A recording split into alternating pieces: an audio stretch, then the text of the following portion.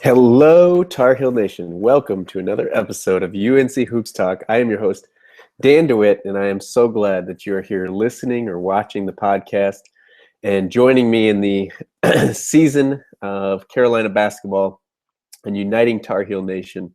That is my purpose here. We are the podcast for the fans by a fan, and it is a great day to be a Tar Heel, as it always is.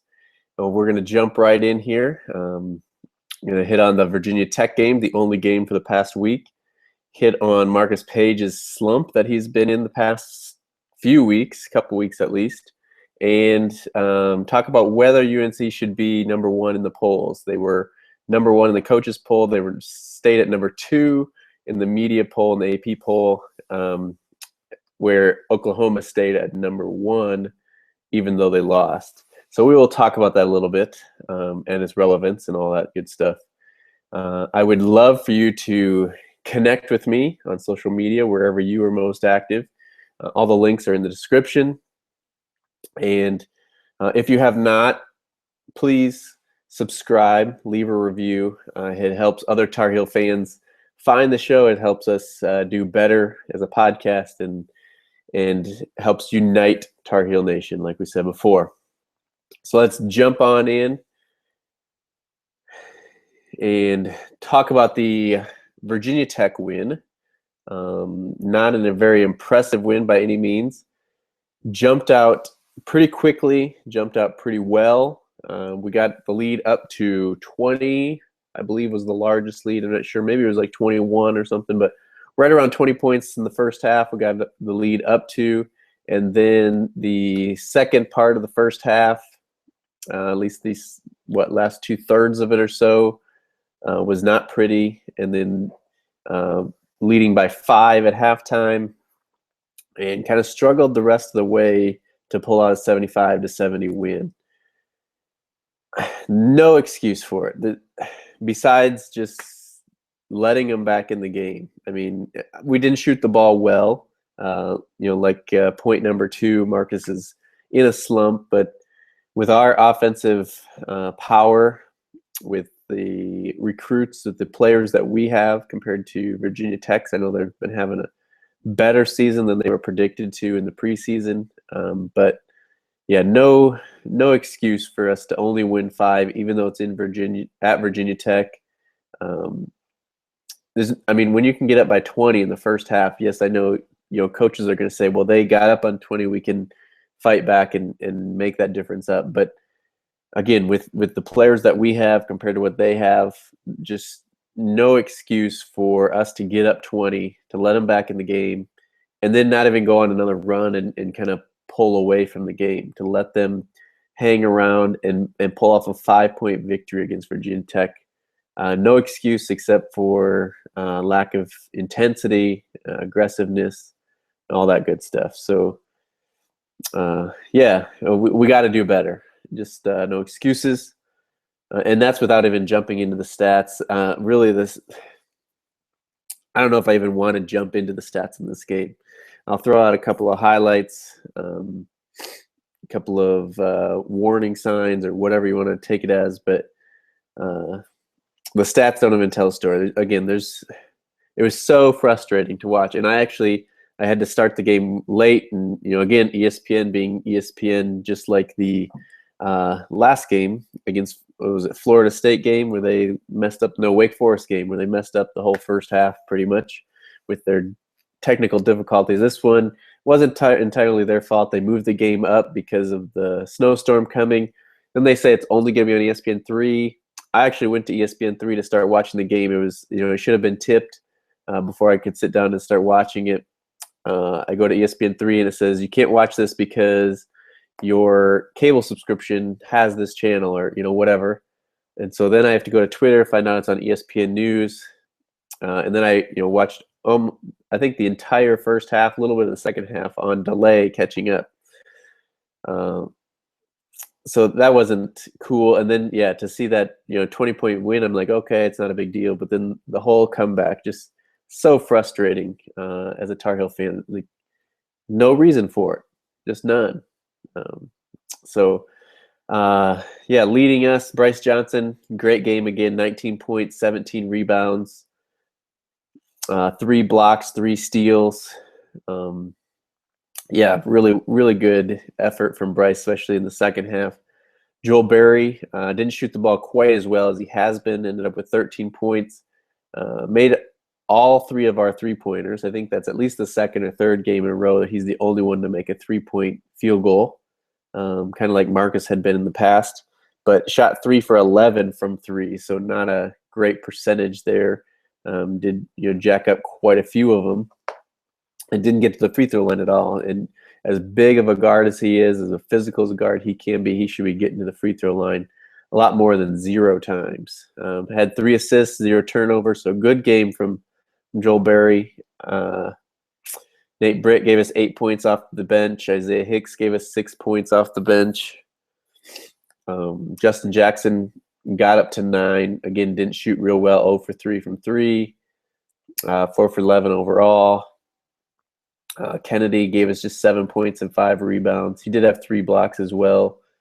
And then Marcus Paige, 7 points, shot 2 for 10, was 0 for 5 from the 3-point line. Did make 3 out of 4 free throws and a couple of big ones late. Had 7 assists, just 2 turnovers. So that's a very good margin. 3 steals, but just has not been the same Marcus as we expect and what he expects and all that stuff. But again, we'll talk about that in a minute here. Overall shooting, we shot 64% from the free throw line, 38% overall for field goal from the field, and 13%. We were 3 for 23 from 3. So first off, we probably shouldn't be taking 23 threes, especially when we're not hitting them. And then, we got to hit more than 3. We also need more than one guy to step up and hit them. Nate early, Theo has had his games where he's hit some. Justin needs to knock down 1 or 2, and Marcus needs to get back to form. So I know in the last podcast, we said, we're going to be okay. We got Virginia Tech, Boston College coming up. But, now's the time that we have to start going. We're getting into February. We'll talk about the schedule coming up here, but we got Boston College, and then we're into February. By the end of February, we got to be playing, on all cylinders so that we're ready for ACC tournament and the NCAA tournament. There's, not a whole lot we can do. We just watch and cheer and hope for the best. But hopefully those guys, and I trust that they are. It's not like I'm giving up on Marcus or anything like that. I trust that he's going to come back. But moving on to Marcus's slump, I'd love to hear what you guys think, but it does worry me a little bit. It worries me that it's lasted as long as we can. If it was, the first couple of games, even 3 games that he was slumping, it was, it's like not a big deal. Bryce is playing well. Joel was shooting really well. And we're winning. The last 3 games, we've shot under 40%. And if you remember earlier in the season, there was a stretch of games where we were, over 50% for the game. Now we're under 40. That's a big difference, and that's a lot of points we're leaving out there. I mean, we scored 75 points against Virginia Tech. We can't do that. We need to do better. We need to shoot the ball better, and it's not even just from 3. Mid-range shots, and even some of our big guys. Kennedy was 2 for 5. Isaiah was 3 for 4. Luke was 0 for 1. Theo was 1 for 5. We just need to be taking better shots. We've got away from going inside against Virginia Tech a little bit. But going back to Marcus, we all know we need him to make a deep run in the tournament. We need him to make the Final Four. We need him to win a championship. And obviously, he could be pressing because it's his senior year, because the ball's not going in and like it, did his sophomore year, even last year a little bit. You remember both those years, he was our only option from the outside. We did not trust anybody else shooting from outside. So, a little bit in unfamiliar territory for Marcus. But again, what worries me is how long it's gone on. If this was 2-3 games, okay, now it's starting to stretch out into 4 or 5. I think it's probably been 5 games where he's really had a solid shooting night. So, yes, it worries me. Again, it's not like I've given up on him. We don't have that choice. We absolutely need him. But I also think he's the type of guy that will put in the work. He's not going to give up on it. What I worry about even more is, you remember his freshman year and in his sophomore year, how unselfish he was even when we needed him to be selfish. Will he, revert back to that? Is he going to, there was a couple of times where it looked like he hesitated or didn't shoot because he knew what, his shots haven't been going in. And he had 7 assists. That's great. But he's been playing off the ball all year. I shouldn't say he shouldn't be our leading assister, but he's not the main guy that we're looking to set up everything. We're going to run everything through him. And yes, he'll get some assists that way, but he needs to be selfish. He needs to get that confidence back and knock down some big shots for us. And I think he's got it in him. And like I said, not giving up on him, but it does worry me that he'll revert back to being too unselfish and just look to make plays instead of finish plays. So we'll see. It's something to keep our eye out on. Let me know, how worried are you about Marcus Paige, and how soon can he get it back? We got Boston College coming up. That would be a great game for him to get a breakout. We got Louisville after that. We'll see. Maybe he's waiting for the big stage. And he's one I would trust in the big game to come back and get back on track. So hopefully I'm right. Hopefully it doesn't last any longer. Hopefully he busts out of it really soon. So yeah, that's the Marcus slump as it is, and we'll definitely keep our eyes on that.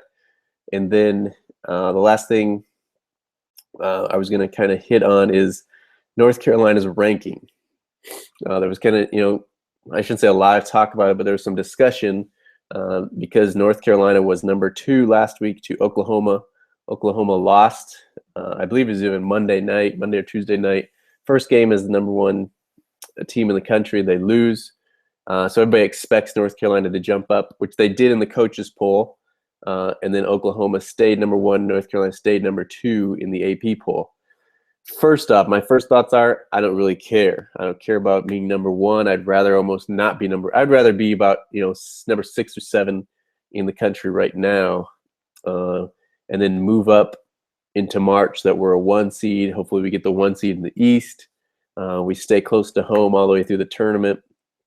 And then be number 1, obviously, late March and into April, winning the whole thing. But yeah, I could care less about being number 1. Should they be number 1? Probably, especially the way most people vote on those polls. They move you down when you lose. They move you up when you keep winning. So in that sense, they probably should be. Our resume is good. Like we talked about last week, our ACC schedule is definitely back heavy. So we got a lot of those big games. Think about in the ACC who we've really beaten. Clemson's playing really well, but not necessarily, considered a top team or anything like that. Florida State's always tough for us, but, on the national scheme of things, not that great. Syracuse is way down. State is our rival, but really bad in the ACC. And then Virginia Tech, maybe one of the better records in the ACC. But we really haven't beaten anybody of significance in the national spectrum or national rankings in the ACC. And even in the in the non-conference, UCLA was doing well when we beat them. Maryland's been kind of up and down, ranked higher, but not as good as people thought they were going to be. And that's really about all we have. Texas has been up and down, beat West Virginia, but, loses some teams it shouldn't. So it's not like that's a great win. So I think we're, Oklahoma has a good resume. Obviously, the triple overtime with Kansas at Kansas. They've beaten some really good teams, and they are a really good team. So I really have no problem with Oklahoma staying number 1. And again, I would rather almost prefer it. I'd rather be down and kind of fly under the radar than be the number one team. Obviously, we remember what happened to us last time we were number one, going into University of Northern Iowa and getting knocked off. So it's not like we need to be number one. We go into Boston College here on when do we play Boston College? On Saturday. Or actually, I guess they come to Chapel Hill first on Saturday. But we don't need them coming in trying to beat the number one team in the country. I would much rather them, again, us be, 5 or something. And, we really take it, maybe the guys think they should be number one and they get really mad and take it out on Boston College and Louisville. I don't know. I would much rather have that, though. That's my preference. Again, feel free to let me know if you think, hey, we need that number one by our name. It's important to us. It's, recruiting, prestige. We can, say that we were ranked number one for this many weeks or whatever. Go ahead and disagree with me, but that's my personal preference. And again, I don't think Roy really thinks about it or definitely isn't going to comment on it. I think people have been smart enough not to ask him about it. But so, yeah, schedule-wise, like I said, we got Boston College coming in Saturday. It's a 4 p.m. Eastern game on ESPN2. And then we turn right around, and Monday we go to Louisville, Kentucky. It'll be a 6 p.m. tip on ESPN. And that should be a pretty interesting game. Louisville's done a lot better than people expected, a lot better than I expected this year. Should be a tough one. Again, I think I mentioned it last week on the podcast, but last year at Louisville, we were up 18. We blow that lead, go to overtime, and end up losing. So hopefully the guys remember that, go in with a little revenge factor, and again, hopefully Marcus is back on track. We're clicking on all cylinders going into February, into March. And we can finish the ACC strong, because then from Monday we got off until Saturday we got 3 away games coming up with Louisville, Notre Dame, and then back at Boston College to start off our February. So it'd be great to start February off with a win. We're 7-0 in the ACC right now. We beat Boston College. We're 8-0 heading into Louisville. And that would be a bigger win. Again, it's on the national scheme. It's not going to be all that great or get that much publicity, but it'd be a good win for us on the road. That's about all I got for you. A little bit shorter of a podcast, but that's going to happen with just one game in the season. I appreciate you listening. I'm glad that you're listening. And again, I just ask that you connect with me. Let me know that you're listening. Let me know what you think. Give me feedback, suggestions, questions, whatever you got. Shoot it to me through social media. Again, it's all the links are down in the description of the podcast, or otherwise you can shoot me an email with thoughts and questions. It's unchoopstalk@gmail.com. But that's all I got. Signing off here, I'm your host, Dan DeWitt, and I will talk to you guys next week. Just remember, go Heels.